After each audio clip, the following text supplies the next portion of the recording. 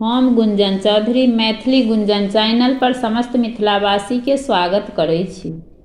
आइ हम एकटा सिंदूरदानक गीत लऽ कऽ उपस्थित छी। आशा करै छी जे गीत अहाँ सबके जरूर पसंद आयत। आयल लक्ष्मण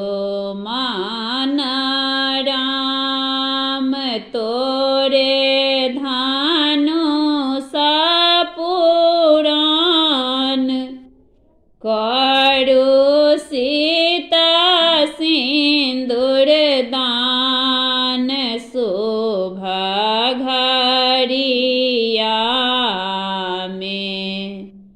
आयल लक्ष्मण राम तोरे धनुष पुराण, करू सीता सिंदूर दान शोभा घरिया में। करू सीता सिंदूर दान शोभा घरिया में।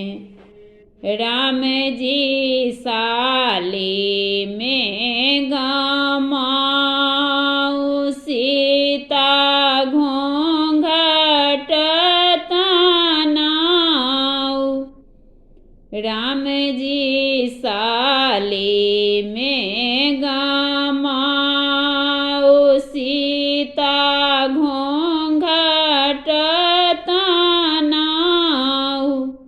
राम जी बेदिया घुमाऊ, शोभा घरिया में। राम जी के बेदिया घुमाऊ, शोभा घरिया में। सोना तामा मंगाऊ, पंडित वेद पढ़ाऊ। सोना तांबा मंगाऊ, पंडित वेद पढ़ाऊ। सीता करू सिंदूर दान, करू सीता सिंदूर दान शोभा घरिया में। करू सीता सिंदूर दान शोभा घरिया में। आयल लक्ष्मण